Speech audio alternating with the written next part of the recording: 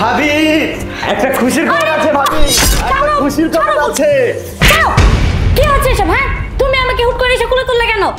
ভাবি আরে ভাইয়া ভাইয়া কি করছো? ভাইয়া আরে কি? থামো বলছি। কিসের জন্য থামবো? ওঠো ওঠো। আরে ছাড়ো না, কি হয়েছে? কি হয়েছে তাই না? তার মানে আমি যেইগুলো শুনেছি সবগুলো সত্যি কথা। তুই কিনা আমার নিজের ছোট ভাই হয়ে নিজের ভাবির সাথে এই সমস্ত করিস? তোর কি একটু বুক কাঁপেনি? আরে থামো না, কি বলছো তুমি এসব?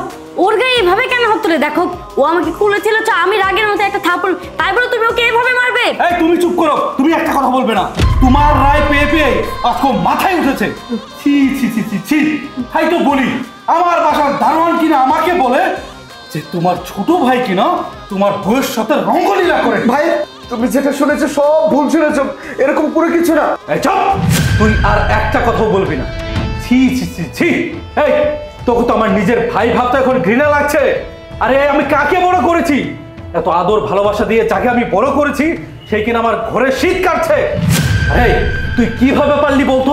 তুই না আমার ছোট ভাই, তুই কিনা আমার ছোট ভাই হয়ে তুই তোর ভাবির সাথে এই সমস্ত কিভাবে করতে পারিস? দেখো এখন বুঝতে পারছি, আমার বাসার কাজের লোক, আমার এলাকার লোকজন সবাই আমাকে শুধু কানে কানে বলে যে আমার ছোট ভাই কিনা আমারই বউয়ের সাথে পরকিয়া করে।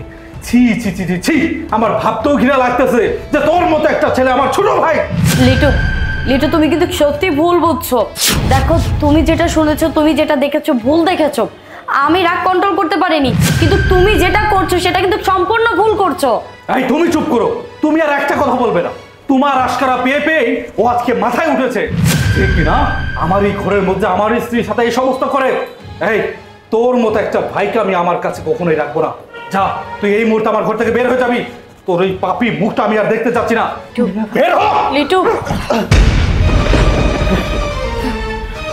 ঠিক আছে, তুমি যেহেতু চাইতেছো না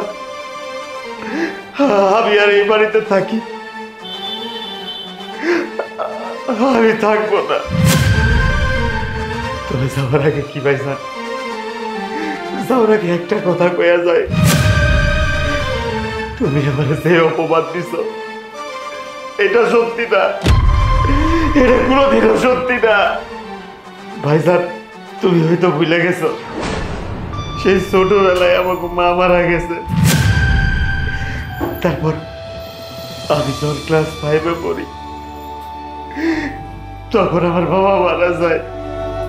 বাবা মারা যাওয়ার পরের থেকে তুমি তুমি আমার বাবার আদর দিয়ে বড় করছো, বাবার শাসন করছো, বাবার স্নেহ দিছো, ভালোবাসা দিছো।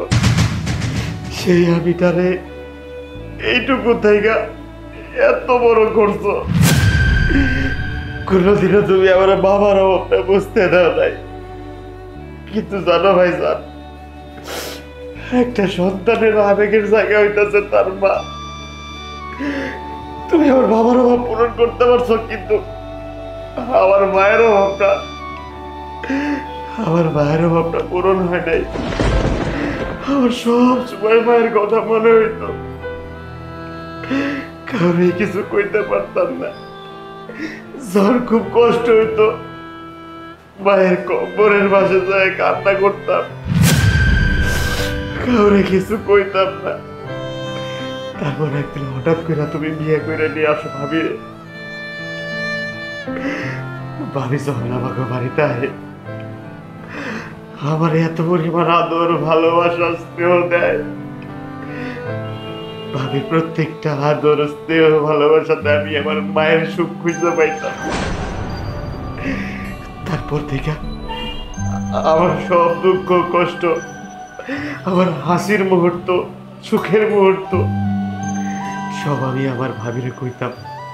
জানো ভাইজান, একটা সন্তান যখন সব থেকে বেশি কষ্ট পায় তার মায়ের আসলে মুখ লুকায়। আবার সব থেকে যখন বেশি খুশি হয় তখন তার মায়ের আসলে গিয়ে বলে আমি আজকে অনেক খুশি, আমার তো মা নাই, আজকে আমার অনেক খুশির দিন, আর আজকে আমি পরীক্ষায় ফার্স্ট ক্লাস ফার্স্ট হয়েছি, সেই আবেগটা ধরে রাখতে পারি নাই। ভাবছি সর্বপ্রথম যায় আমার ভাবির এই সব কিছু বলবো, তাই তাই আবেগে একটু বেশি বাড়াবাড়ি কইরা পালাইছি, ভাবিরে জড়াইয়া ধরছি, ভুল করছি, আমি অনেক বড় ভুল করছি। পারলে তোমরা আমার মাফ করে দিও, আমি আর কোনোদিন এই বাড়িতে আসবো না। দাঁড়াও,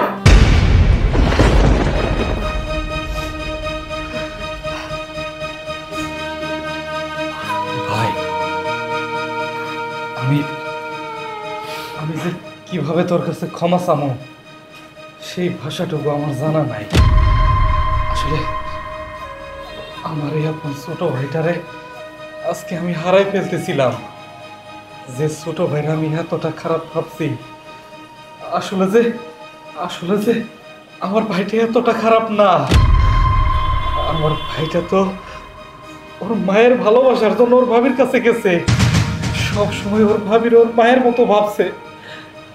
আর আমি কিনা এলাকাবাসীর কথা শুই না আমার ভাইটারে এত বড় খারাপ ভাবছিলাম। ভাই আমি তোর বড় ভাই হয়ে তোর কাছে মাফ চাইতেছি, তুই আমার মাফ করে দে ভাই। দেখ আমি না লোকজনের কথা শুনে মাথাটা ঠিক রাখতে পারি নাই। আমি যখন আইসা দেখলাম সে তুই তোর ভাবিরে এইভাবে কুলে করে নিয়ে ঘুরাইতেছস, আমার মাথায় একদম খারাপ হয়ে গেছে। রাগের মাথায় তোর গায়ে আমি হাত তুলছি, তুই আমার মাফ করে দে ভাই, আমার মাফ করে। ভাই তোমার ভাই তো ভুলটা বুঝতেই পারছে, আর তোমারে আমি কতবার বোঝানোর চেষ্টা করলাম, তুমি তো আমার কথা শোনারই চেষ্টা করলাম না। ও আমারে কুলে তুলছে সেটার শাসন আমি ওরে করছি, আমি ওরে অতটাও প্রশ্রয় দিই নাই যে ও মাথায় উঠে যাব। দেখো ও ছাড়া আমাগো আছে কে কও, ও ছাড়া তো আমাগো কেউ নাই। ওরে তুমি এমন করে ভুল বুঝছো সেটাতে আমি অনেক কষ্ট পাইছি। তুমি যদি আমারে মারতা হয়তো আমি এতটা কষ্ট পাইতাম না। আচ্ছা যাই হোক, এত কথা বাদ দিয়া যাও না, মিষ্টি নিয়ে আসো, সবাইরে মিষ্টি খাওয়াইতে হইব না? হ্যাঁ ঠিক বলছো, আমার ছোট ভাই ফার্স্ট ক্লাস পাইছে, আমি তো অবশ্যই মিষ্টি খামো, এলাকার সবাই আমি ডাকে কমু আমার ছোট ভাই ফার্স্ট ক্লাস পাইছে, আমি এক্ষুনি যাইতেছি। এই যে মন খারাপ করে থাকতে হইব না, চলো তোমার জন্য শরবত বানাই দিতেছি, আসো।